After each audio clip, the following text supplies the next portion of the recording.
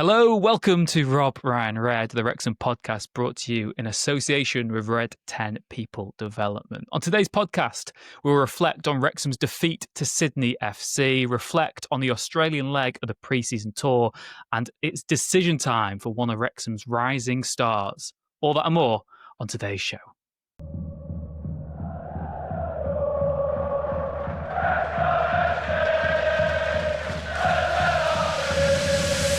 Rob, Ryan, Red.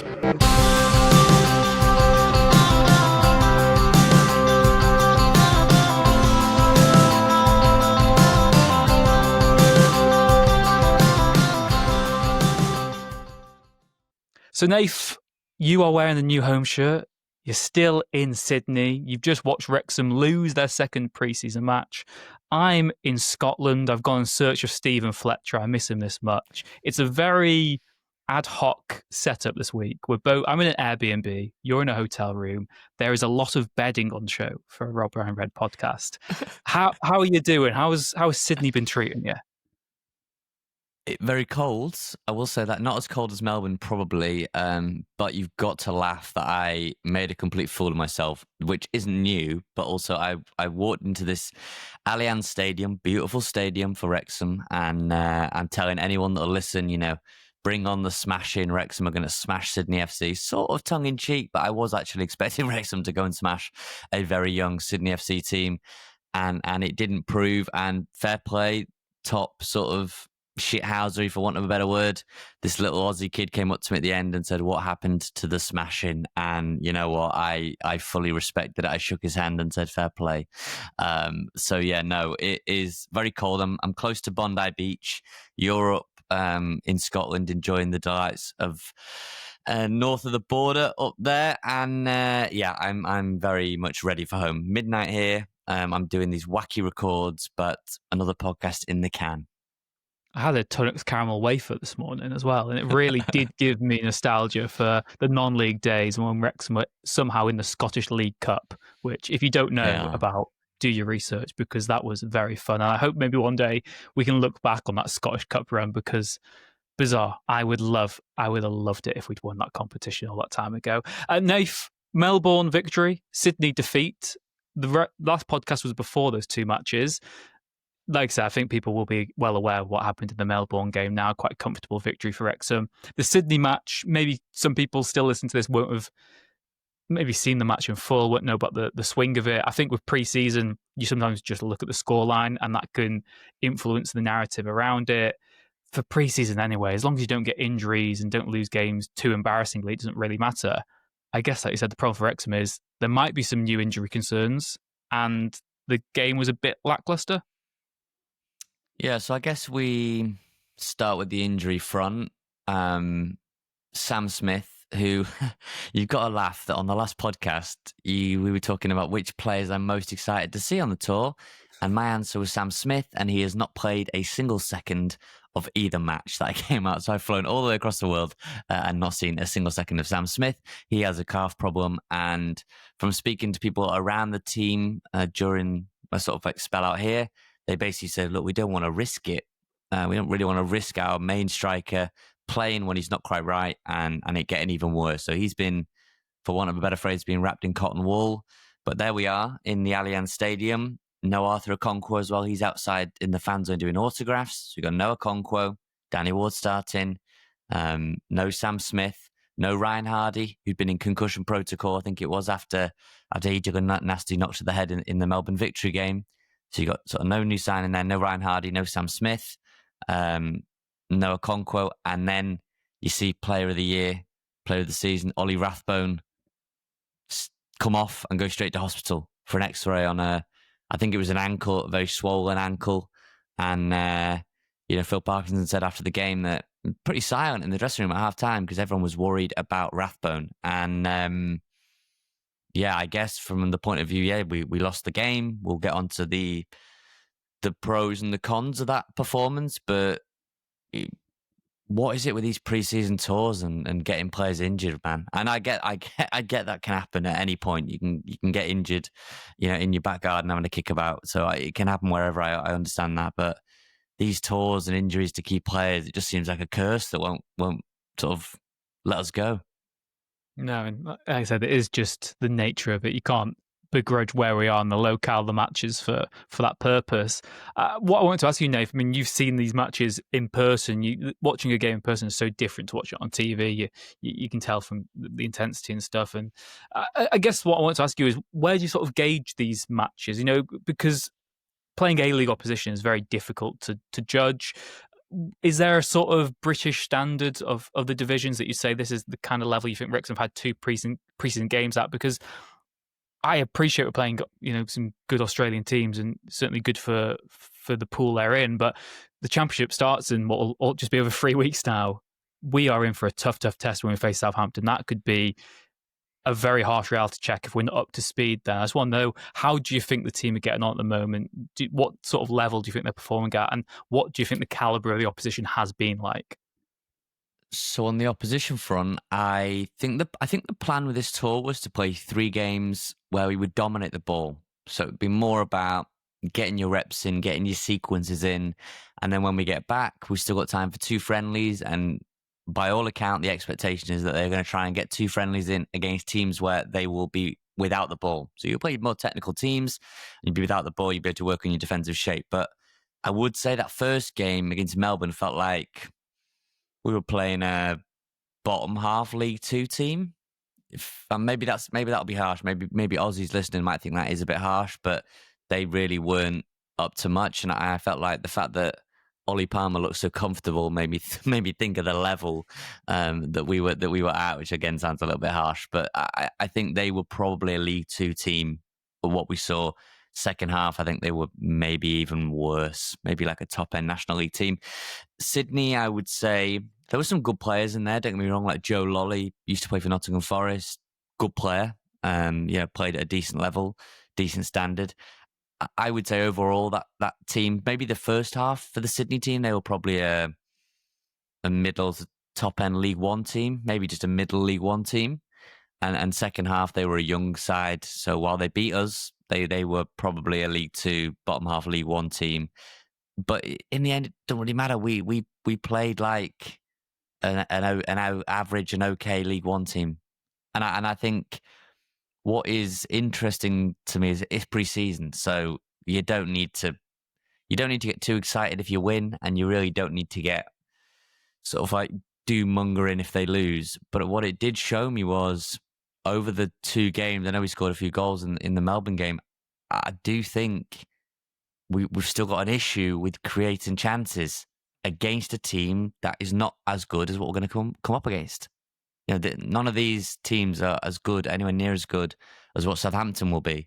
Now, we know Southampton are in a state of flux, but I looked at that second half against Sydney FC. There was one chance for Jack Marriott where it was a good save from the keeper. Ball flashed across from the right.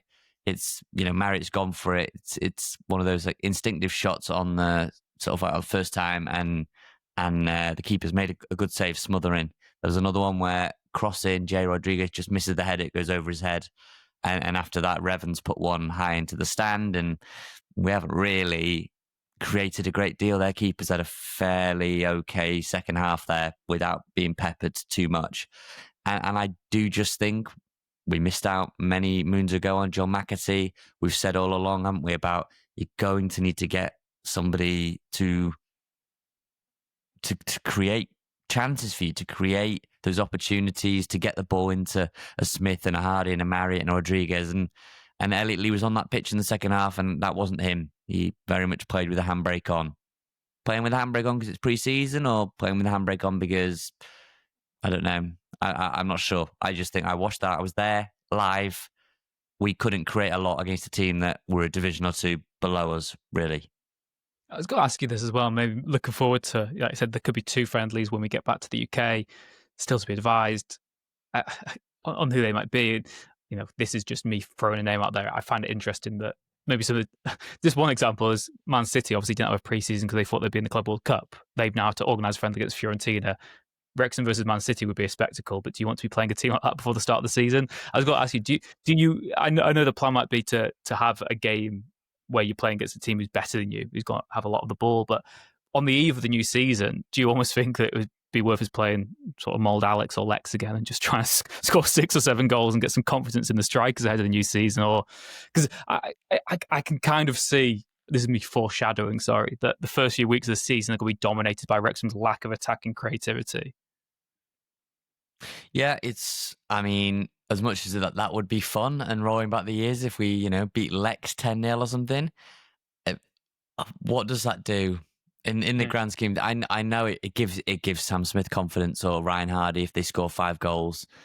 But, if you're a lad in year 11 and you're just hammering a year 7 team, you might feel good in the short term, but it's not improving you in any way as a player, and probably doesn't say much about you when you're just punching down to much smaller opposition, right? So I can see the kind of pros and cons of both sides. If you play Man City, lose 5-0, and you've had a really good workout, is that beneficial going into a new season? I don't really know. They'll have to find some level of test, because you need to be compact without the ball.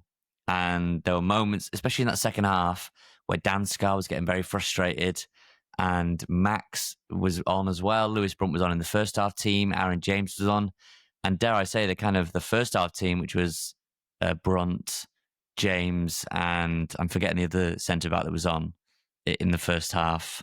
O'Connell. So O'Connell, Brunt, and James, they showed much more continuity, I thought, against a more senior Melbourne and Sydney FC side, compared to the Max, Scar, and again whoever else was there. It's very tired. I'm very tired. It's very late, so forgive me for forgetting people. But I don't know really. Like I say, I'm not devastated about the result or anything. It's pre-season, but it was just a confusing performance. That it was like a very disjointed, bitty. I don't know. Right now we've got one more preseason game locked in. I know we'll say we'll probably have more, but we can only go off what we've got, which is one more. And I don't know. I think Parky's got to be looking at that. And if anything, it might be it's a sign to say we're going to have to accelerate some new signings here to just freshen the group up, if anything. Don't know. Yeah, I guess, like you said, from pre-season, you don't expect the finished article, but you want to see the workings, don't you? You want to see what the promise has for the season ahead and what could be in store, really. So they're going to be chopped and changed. They've gone a long way to go out to Australia. Again, something that we mentioned last week's podcast as well. The other key difference this year is the training will be of a much higher quality day to day, because you can train whenever you want to. Like you said, the climate's very chilly and brisk, but that means that that it's good preparation for that winter schedule when you're playing games thick and fast. That it will just help us with the actual conditioning of the season, but maybe the match sharpness is a little behind what it should be right now. In terms of personnel, like I said, there's wholesale changes. Performances are never going to be that fluid in pre-season, and even if they are, they don't count for anything. It's how you perform when the pressure really is on. And I just want to know, though, who stood out for you so far across the opening 2 matches? Are there any players that you think, because as journalists particularly, Nath, who doesn't love the stereotypical, he's like a new signing? Who's played well for you this pre-season? Is there anyone who stood out? Any performers, I suppose, who are maybe a little rusty heading into the new campaign? So I would say that Barney has done well. I think we've seen him lose his place, right, to Ryan Longman, and I think that's a good battle there.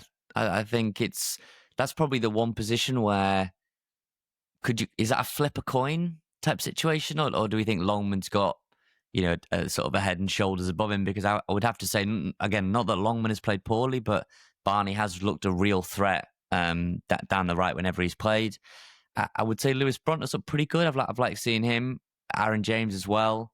On the other side of that, I would say that Elliot Lee, I think, has struggled a little bit. I don't know whether he's nursing anything, or he just seems to be playing with that handbrake on that we've seen, haven't we, in the meaningful games, and that's always been a little bit frustrating. And I have to say, Seb Revan, I think, is across both games. I would say I felt a bit sorry for Revan in that he was playing in midfield.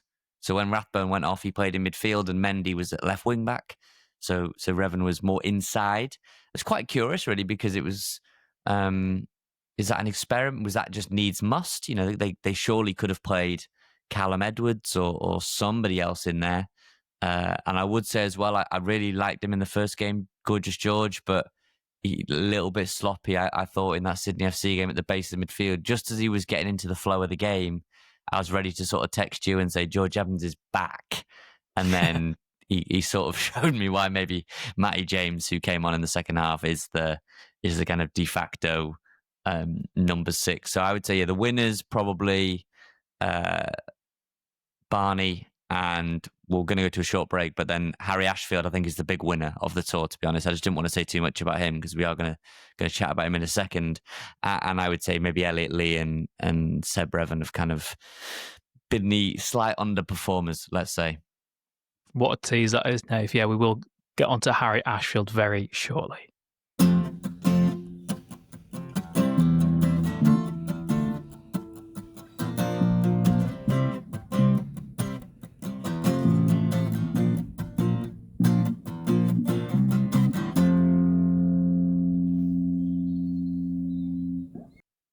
But Nath, what I wanted to ask you before we go on to the individual more on Ashfield is, what's the Wrexham Mania been like in Sydney? I mean, you'd mentioned last week that in Melbourne and maybe in Sydney as well, before you'd flown out to Melbourne for that first match, that you were going to have to judge it on the day more so. What's it been like on the actual on days? I know fans, lots of you will have seen on YouTube the vlogs that you've been doing while you're out there as well. But for some people who only listen to the podcasts, what has Wrexham Mania been like in Australia, and how does it compare to North America the last 2 seasons you've gone?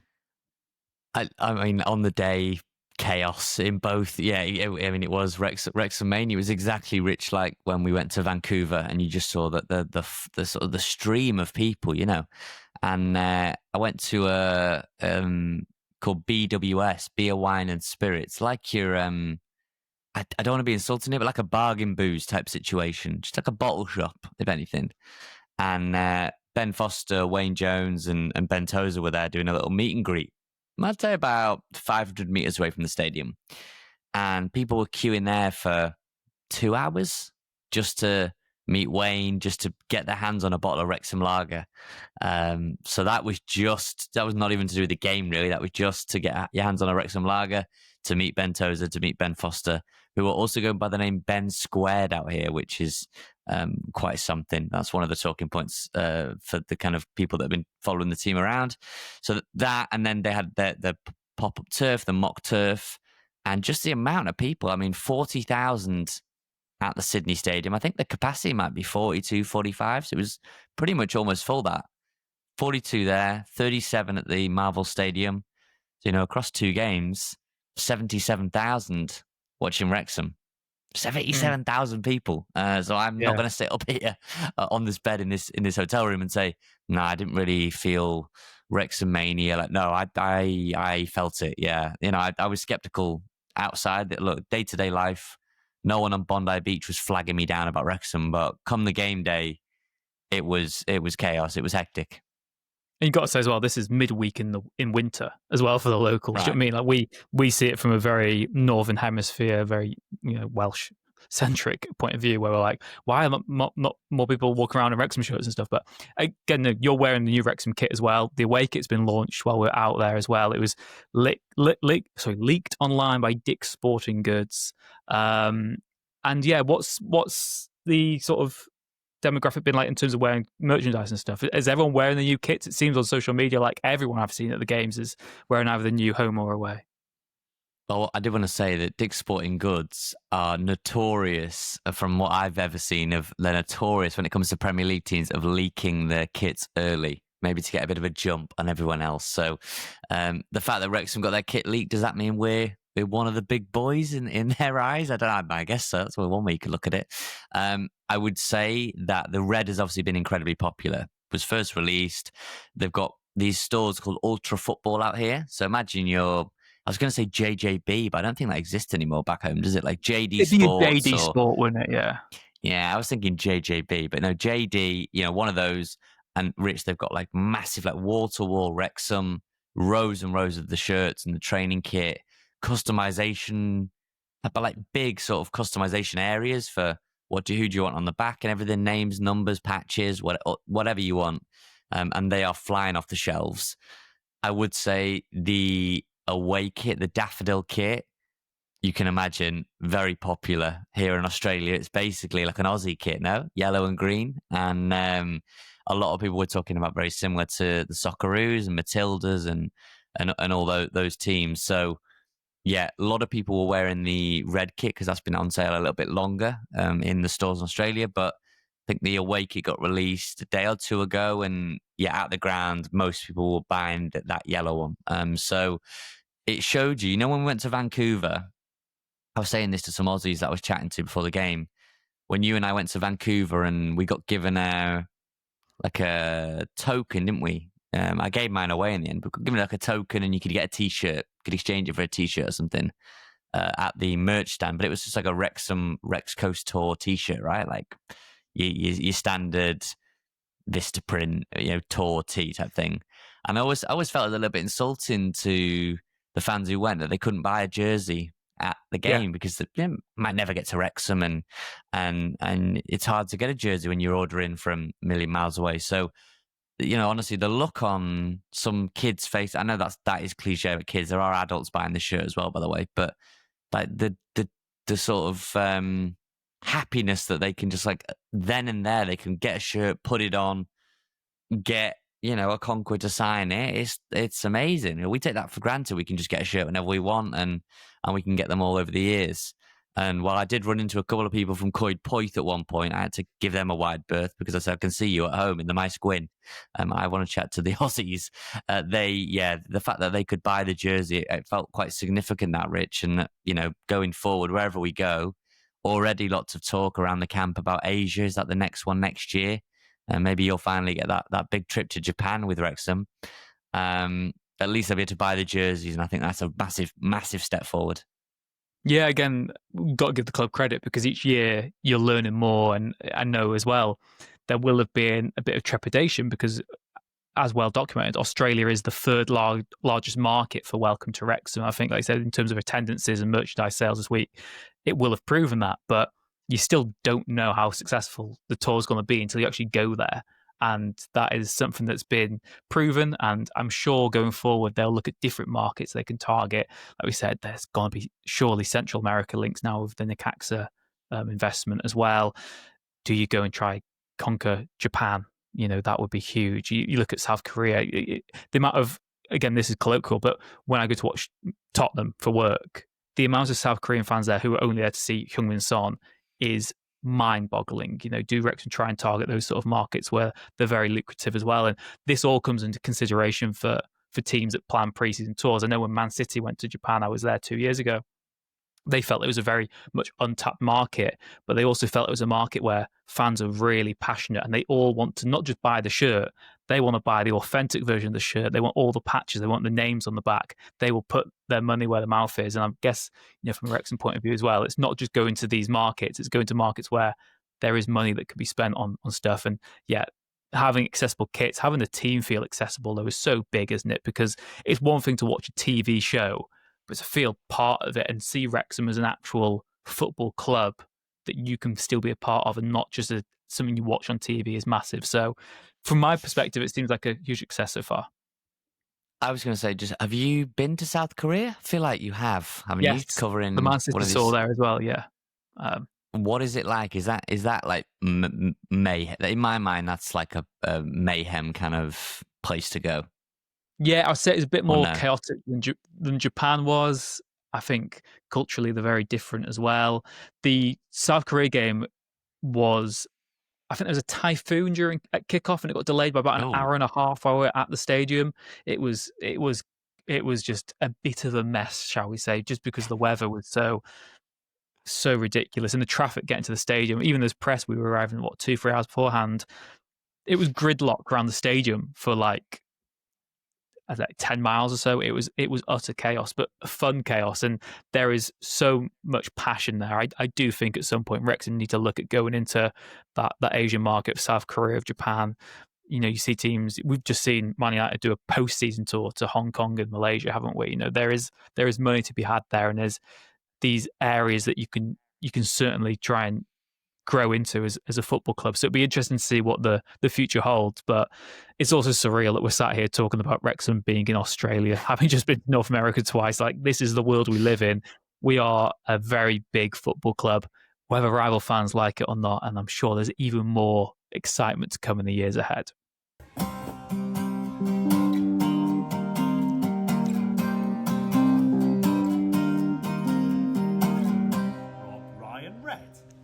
Right, we've danced around it then. I said one of the big winners of the tour was Harry Ashfield, and I floated it on one of the vlogs where I almost fell into a ditch, but we'll move past that part, about Harry Ashfield, where I think, like I said, I think he's been one of the big winners of the tour. He was part of the previous tour, and there's other youngsters that are coming in that haven't really played that much, but they're learning like he was on the last one.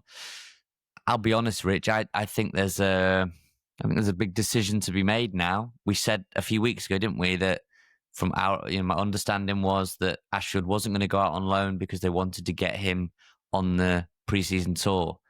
We're going to come back now. They play Wellington on Saturday. They're going to come home, and Wrexham have to decide what is more beneficial to Harry Ashfield right now. Is it a loan move where you can play 40 plus games in League Two or League One, whatever you think the standard is for him? Is it staying at Wrexham, developing internally, getting some minutes off the bench? It's a 9-man bench now. He is under the age of 21. Let's factor in that he is essentially a freebie player because Wrexham will have 25 players over the age of 21 registered. He will not count in that, so that he is unique in that way that he will be valuable. A lot of players are over the age of 21 on Wrexham's books now. He is not one of them. But he's in an interesting position whereby he's ready to contribute. Is he ready to contribute for a team in the Championship? Or for him to be able to contribute in the Championship, does he need 12 months somewhere else? I think it's whichever decision you make, whichever case you make, I'm interested to hear both. Yeah, it's a really interesting one. And again, you can see arguments for both. I think if you look at maybe an example that we've got is Max Cloworth, who obviously has come up with the leagues with Wrexham, but he also had a loan spell at Carnarvon Town where he was getting that experience of what it takes to be a professional every single game. It's about playing regularly, and I know Carnarvon was Welsh Prem and it wasn't quite maybe the professional standard he'll go on to eventually, but it's still training with people who have mortgages to pay, and just getting that raw dressing room experience that you're not always exposed to if you're in and around the Wrexham first team but not making the matchday squads. I think in a weird way he's almost a victim of our rapid rise, because if we were still in League Two, you'd say, well, you keep him around, you give him some game time. We're now gone, and I'd say even if we hadn't gone up last season, maybe you do. It's a really easy argument to say just keep him, give him some proper minutes in League One. Let's see what he's up to. But the Championship, we're kind of saying now that our current squad might really not really struggle, but will struggle in the Championship just because the level is so much further up. So to bed a youngster in at that level is, that is some doing, and that's a lot of weight on his shoulders, even if it shouldn't be. Even if he's coming on for 10, 15 minutes at the end of matches, it's still, it's a cauldron that is really make or break for a player of his age. And it's about nurturing that talent. I know that lots of people say, oh, just put him in, he'll gain some experience. But from what I've seen covering a Premier League team and looking at all the loans that Man United send players out on, Man United argue there is no such thing as a bad loan move. That's what they say from a PR spin, because the player's going out on loan and he's gaining valuable experience at whatever club he's playing for. Like I said, being part of a dressing room with pros, being part of a manager's plans, going into that match rhythm of playing games twice a week. But there's, Man United had sent the player out on loan in January, and Ethan Wheatley went out on loan in January to Walsall, played 3 games. They absolutely bottled promotion from League Two, and it was a disastrous loan spell in reality because he wasted 6 months of his career. He came back to Man United and had to play internal youth games because he just wasn't even in the reckoning at Walsall anymore. So I do not agree that every loan spell is a good loan spell. I really don't think that. And the other argument I always see is, oh, this guy's got huge potential. But potential is only that. It's a word. It's potential. And you only ever fulfill it if you're in the right environment that's conducive to getting the best out of you. And you've got to be at a club where you're playing a right system to develop you, where a manager trusts you? Is the manager safe in his role? You don't want to loan someone out to a club where the manager gets sacked after 2 months, because that doesn't do you any favours. They've got to play in a style of play that will then get them up to speed for what you'd expect at Wrexham in the future. Agreements in terms of minutes. Is there an actual contract that says he has to play this many minutes, or we expect this from him, or he gets recalled? There's so many factors to go into it. So loan spells can be very problematic to secure. But I think right now, just because of the level we're at, I do think that is what Ashfield needs eventually. Maybe you keep him until January just to see where we're at and where he's at as a player. But I think, Nave, just because we're a championship team, there's so few youngsters that you could throw into the Wrexham team for next season. It's just too unfair on them. And I really like what Ashfield's got. He's got those raw credentials that you need. But right now, I don't see him starting games. I don't actually see Parky turning to the bench and bringing him on if we need a goal or we need something. I just don't see that right now. I'm not saying that Parky doesn't trust him. I just think he's going to want a bit more experience when it comes to changing games next season. So you can keep him till January, play him in the in the Carabao Cup game, but you could be out of the Carabao Cup after one match. So what's the point? So I think a loan for me personally. Yeah, it is curious because you look at his age, right? And you say he's under 21. He needs time to develop potential. Now, the player I'm about to mention, I'm not saying Harry Ashford is as good as, because the guy I'm about to mention is extremely talented. You've seen him linked with all sorts of top teams, Rich, in Chris Rigg, who was 17 playing for Sunderland, right? And he was very, very comfortable in the Championship at 17. Phenomenal, right? And Sunderland ended up getting promoted, and bit by bit his role kind of decreased a little bit. He wasn't the main man all the time, but he had big games. And part of me wonders as well if Harry Ashfield can be in and around the Wrexham team, because look, he's playing as a second striker, so he's playing in that Jay Rodriguez type role right now, because we're not playing really with a typical 10, are we? We're playing with that kind of hybrid 9.5 almost between what Rodriguez is doing. It's not a position, I've just made that up, like the Joshua Zirkzee saying 9.5, but that's where he's been playing.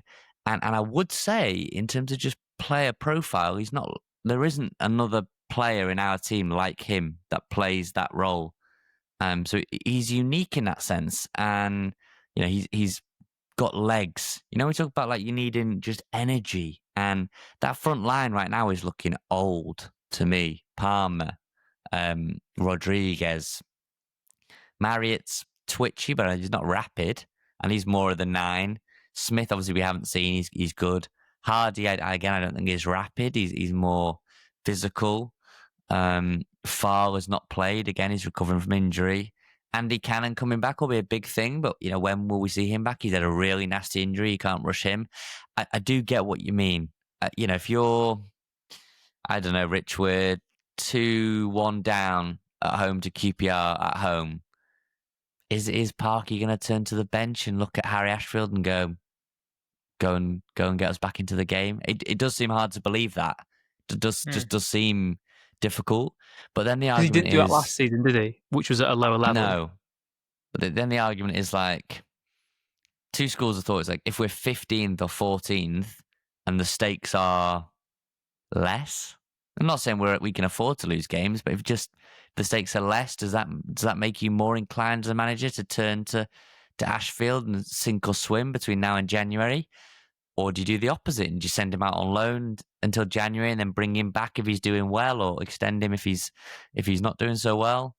And also then, let's just say you do decide to send him on loan. At what level do you loan him out to? Do you loan him out to a League One club, a League Two club, a National League club? Because whatever level you loan him out to, he'll need to eventually bridge that gap, right? The Wrexham Championship team. And I don't know, I know plenty of clubs in the Premier League. I know Man City are one of them, where their belief is develop in-house. Don't let someone else do your developing for you, really. And they think just being around top players, being around the same coaching staff day in, day out is the way to improve at a quicker rate. So I don't know, let's just say you're Wrexham's loan manager. You are sending him out. What kind of situation are you going to be looking to put him into, though? It's a very good question. Do you want him to be a struggling team where he can be one of the main men, maybe, in attacking, so he's got to start regularly, or do you send him to a team that's got a good shot of promotion anyway, and he can sort of learn from more experienced strikers? But I'd argue you can do that yourself. I think if he's going out on loan, it only makes sense to do so if he's at a club where he's going to start quite a lot of games, because you might as well keep him, like you said, in-house if he's only going to have sort of supplementary cup appearances or develop from the bench, really. Do you know what I mean? I think if you send him out on loan, you've got to send him out on loan to start games. And we saw that goal at Port Vale in the EFL Trophy last season. Again, Wrexham aren't in the EFL Trophy anymore because they're a championship team. So that works against him. There's fewer matches that he's actually credible to play in, really. And you even look at that Hull game in the Carabao Cup. Do I see him playing in that? I don't see him starting it, to be honest. Sort of second game of the season. I think that'd be to get other players up to speed. Rich, two things quickly for you then.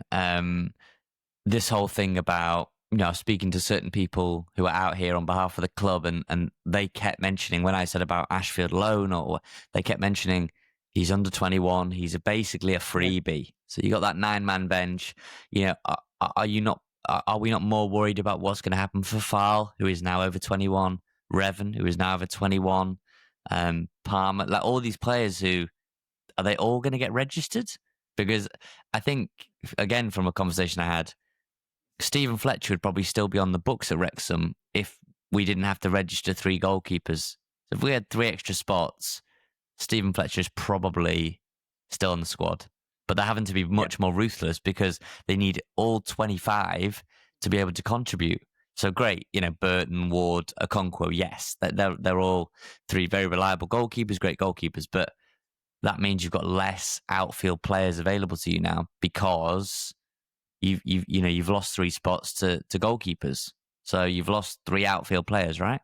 On your availability. And that's where Ashfield is that freebie, that Revan no longer is, that Fal no longer is, that I don't know who else would have been sort of on the cusp of being sort of 21. Max would have been, right?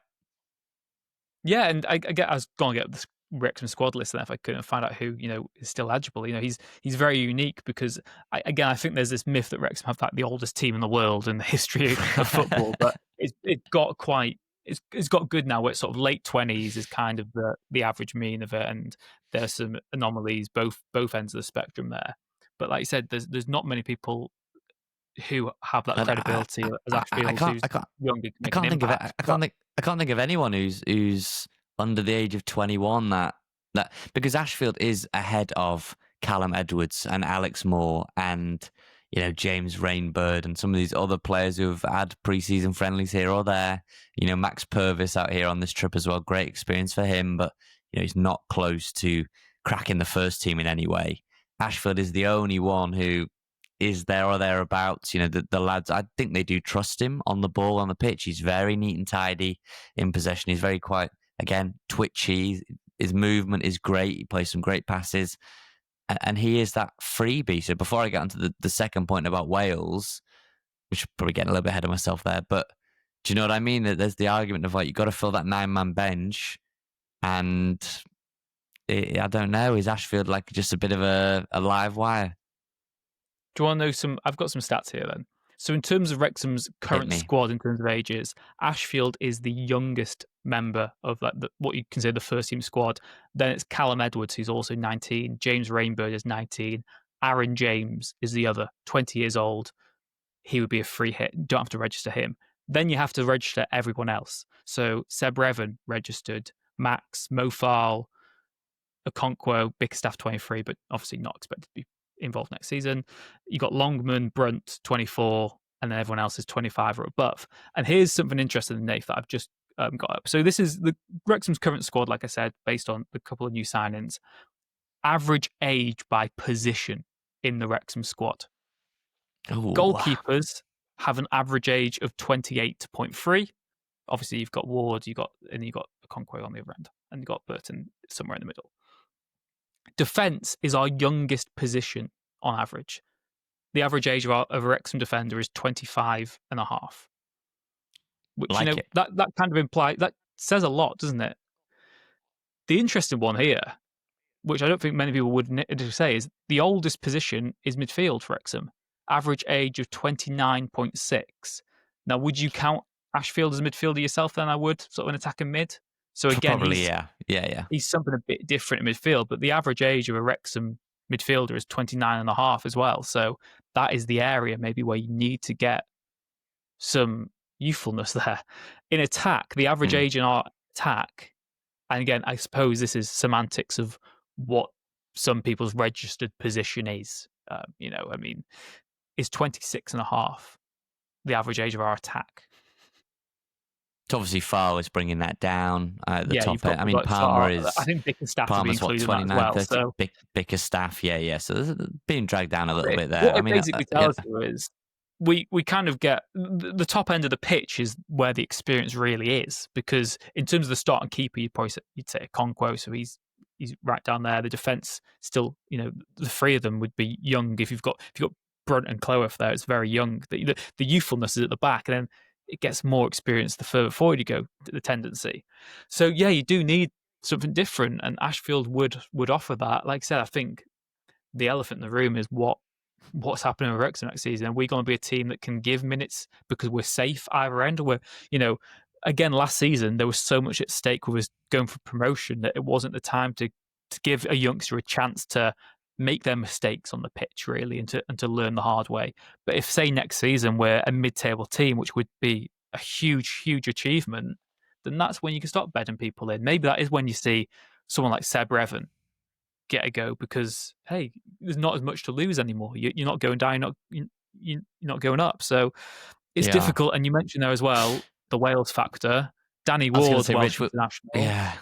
Yeah, we've got. I was going to say we get laughed at normally. When we got mocked roundly, not by Wrexham fans or listeners, but by rivals when we floated about Paul Mullin going for Wales, being in and around Wales. So when you're about to float this one about, could things all line up for Harry Ashfield? Let's see what people say. Yeah, well, it's again, this isn't meant to be bait by any means. I think there were legitimate arguments for Paul Mullin when Wrexham were flying high, and he was one of the most informed strikers in British football. That there's confidence plays such a huge part. He was clearly playing at a level above him. But when you look at the amount of Swansea and Cardiff youngsters who've been called up for Wales at such a young age, and they've got those opportunities, Harry Ashfield is now playing for right now the second highest club in Wales, because the Championship is sorted alphabetically. And, we're in a league above Cardiff. If you're picking Cardiff City youngsters, well, this guy's a youngster at a club in the league above them. Ashfield's got to be in that conversation for me for a Wales call-up at some point, to be looked at one of the age groups. I'm not saying the senior team right now, but you look at some of the players who've been called up to Wales camps, the amount of Swansea and Cardiff youngsters. Why not Harry Ashfield? Do you imagine if just everything aligns? Let's just say Wrexham are mid-table, right? And we're able to give Ashfield minutes. Let's just say he is getting minutes. He's productive. He's one of our breakout stars of the season. And you've got Owen Beck there as well. And you've got Danny Ward, rebuilding his career. And we've got a team littered with Welsh internationals. That sounds a little bit... because given that Owen Beck doesn't play for the football club right now, Danny Ward is meant to be on number 2, and Harry Ashfield is 19, and we're saying he might go on loan. So there's a lot of things that would need to fall into place there, but it's also not beyond the realms of possibility. You know what I mean? It's like a little bit far-fetched, that idea, but it's not in a complete other galaxy. It's I don't know. It's not the most far-fetched thing in the world, that. No, especially if you've got a World Cup in North America next year and Wales qualify for it, and you've potentially got a Wrexham player representing Wales in the World Cup, that's stateside, that would be huge. There's a lot of ifs and buts, and I think right now we're in that very exciting time where you can make arguments for so many different permutations. Next season, we'll be doing our predictions very soon now, because it's getting closer and closer. I just don't know what to expect, and once we know what to expect from Wrexham, we can then maybe fairly judge what to expect from a young player in the Wrexham team. But let us know if you're watching on YouTube or on Spotify. Get in touch, robbrownred@gmail.com. Harry Ashfield, how good is he? How good can he be? Should we send him out on loan? Should we keep him in-house? That is the hot question this week on Rob Ryan Red.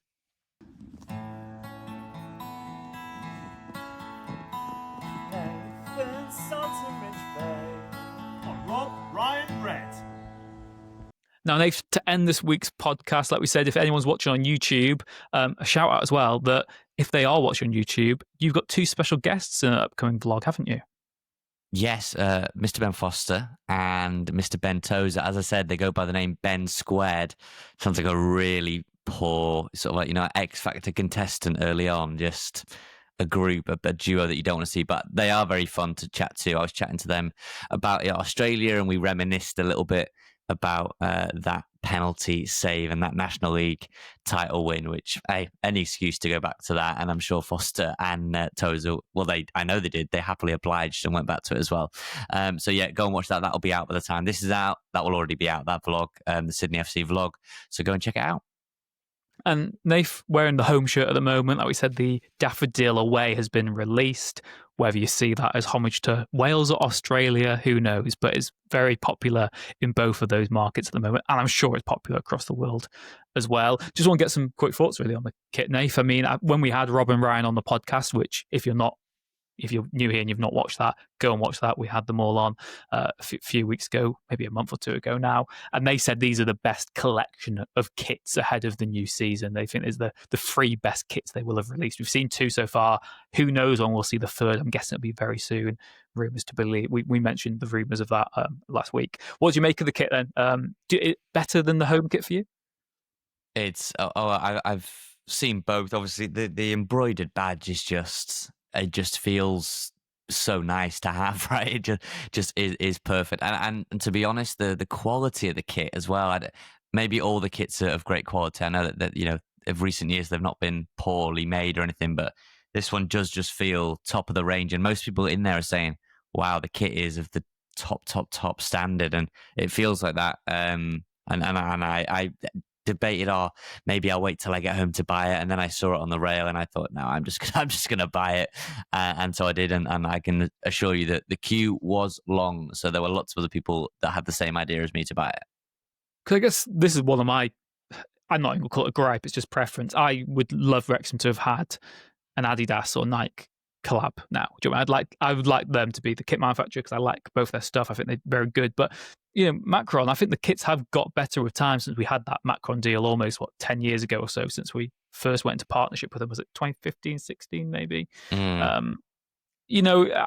Fair play. I mean, the kits, the sizing seems to have normalized a bit from my personal experience wearing them in recent years. And like I said, I think the overall quality of the kits as well has gone up as well, because me just being a fashionista, as you can tell here, with a very blue face in this Airbnb, I just want an Adidas kit or something, because I just think they're cooler. But fair play to Macron. I think they seem to have given the owners license to do what they want with the kits, and there's nice history involved in all of them. And this year as well, they feel very Wrexham and feel very Welsh. They don't feel like we've just got a template, which maybe we've been accused of in recent years, where it just felt we had everyone else's kit but with the Wrexham logo on it. Yeah, when Ryan came on, he said that there was one kit that was like his favourite by far, and he just he couldn't believe it. Like, he was waiting on that one. It's difficult to say. I think he was talking about this one personally, based on the post he put on Instagram about how long he was waiting for this red kit to come out, and the excitement he had to show it off. I just got the feeling that was the kit he was referring to. And you know what? I know it's a team effort, and I know there's so many things that go into it, and they have the Wrexham flag on the back of the Daffodil kit and everything, and all the kind of references, and even the training kit, which you can probably better explain, Rich, the idea behind that design, even though it got kind of roundly mocked when it got released, is that I know it's a team effort, but Rob and Ryan, I think they do constantly want to pay homage to those that have gone before. You've seen their friendship with Mickey Thomas, and making sure that Joey Jones was quite. And I know he's not well right now. He hasn't been well for a while, and we send our best to Joey and all his family and friends. They were keen to pay homage to him in the kit launch, and making sure that Max had the picture and copied the pose that he did when he was wearing that kit from 81. So I always think they've got an eye on, there's more things they're thinking of based on the fact that, that it's not just, this is good, this looks nice. It's like, it looks nice, but it also has a double or triple meaning. And I think that's really, really smart. Yeah, and they are smart individuals. Yeah, and again, I think some people don't always like us for this, but I think we are very critical of the club when it needs to be. But I think since the takeover, particularly, there really has been. It is not just a hollow statement to say we're going to pay homage to our history. They really have gone above and beyond doing that. And there's elements of the history. You see the tie-ins with the Gresford Memorial and stuff as well. But it feels more at the forefront now than it almost ever has done in a weird way, probably because there's more eyes and there's more resource to actually to pay those tributes. But it's something the club absolutely do at the moment get right on the whole. I'd say is that tie-in with the past, and that'll bring us on to the training kit, which I'll mention in a second. So yeah, for Rob and Ryan, if you're listening, can we have a Tunnocks caramel wafer themed home kit next season? Because that really would be good. So yeah, Nath, before quickly, because if we're doing shout outs to Rob and Ryan, I'm going to say it again because we've said it a few times. Get us the Joey Jones statue. Like I say, he is for me, he is the legend, the club legend, Mr. Wrexham. I don't think you're going to have people arguing that. You might want to say Arvon or Dixie or what. It's Joey Jones. That's the Mr. Wrexham. That's what you're basing this kit on. That's what you're doing so much for. That's who Mickey would point to. That's who all these great Wrexham players over the years would point to, right, as the guy. So we need, I think, coming here as well to Australia and like walking around MCG and everything, Rich, and the amount of statues they've got walking around the Australian Open Melbourne Park campus, the amount of kind of bronze busts they had, to pay homage to, and plaques with great detail of the achievements and what they've done. And yes, I know from speaking to people, I know Joey himself doesn't want a statue. Modesty, as you would expect. Somebody like him is not going to be begging for a statue. But Wrexham is a tourist destination now for people that come over, and they're going to flock to the ground, and they want to learn. Like, trust me, people out here, they'll hold their hands up if they don't know.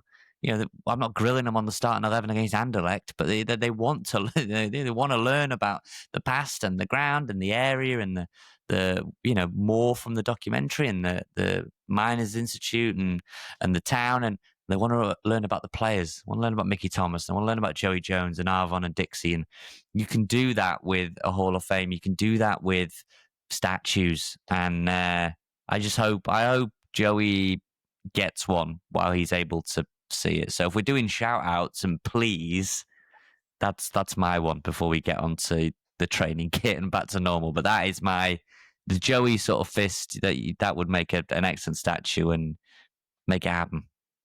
Yeah, the Joey salute. So yeah, like we mentioned, I didn't actually get around to mention this on last week's podcast. It was that new training kit with Ancestry. Yes, we've all done that joke now about the season tickets of that. We will try not to mention it again this week. Obviously, I think the garish graphic didn't do it to any favors, putting the kit on the same background and the same design, because it did look very sort of Christmas jumpery. But again, it's the club even educating ourselves about this. And I'm gonna hold my hands up. I didn't know too much about the Welsh tapestry link at all. And we got an email in from Derry, who sits in front of myself in the tech end. Very nice person, very passionately Welsh. And he sent this email in saying, I, for one, love the new training kit, mainly because of its historical background, which is well summarized here. And he sent a link. We can put that in the podcast description if people want to read that. He says it even has a local connection with Holt. In its time, it was a rural industry and woven in a new innovative style. When I was growing up in the 60s and 70s, most of my relatives had Welsh blankets like these. People are criticising it without knowing the background, although it doesn't help that Ollie Rathbone's face seems so bemused when he's wearing it. But big kudos to the club again for educating its own fan base about Welsh history. So yeah, the training kit is not based on Noel Edmonds' Christmas house party. It is on Welsh tapestry, and yeah, we can put the link to that as well in the podcast description. So feeling very Welsh today. Nath, you're in Australia. I'm in Scotland. Next week, should we get back to normal and do a podcast in our comfort zones? Should we see if your houseplant is still alive? It's not. It's not, is it? Someone actually came up to me before and were like, your plants are all dead, which was like a very morbid thing to just come out with, but they were right, probably. But I will be back home. Back to normal next week, fingers crossed. And knowing me, I'll have had to go somewhere else, and I still won't be home. But we shall see, fingers crossed. Like I say, Wrexham by that point will have played all of their pre-season tour. We might have a game or two penciled in by then. But hey, it's our Championship 1 to 24 predictions, which are coming thick and fast. I can't believe it already. It feels like we've only just finished against Charlton and suddenly we're in mid-July and Southampton tickets will be on sale soon and the season's right back around. I don't know. It comes thick and fast, these things. Yeah, we will be with you every step of the way next season. So Melbourne victory, Sydney defeat, Wellington. We'll let you know what happened on next week's podcast. Thank you very much to all of you, wherever you are in the world. As always, please leave a like and subscribe if you haven't already on your favourite podcast platform. You can get in touch with us, robbrownred@gmail.com, robbrownred on all the socials, and we've got a website as well with a contact us button there. Thank you very much to Red 10 People Development for their continued support of the podcast, and to Wrexham-based band Hypnotic for the music and the stings. We'll see you again next time. Goodbye. The Wrexham AFC podcast with Nathan Salt and Rich Faye.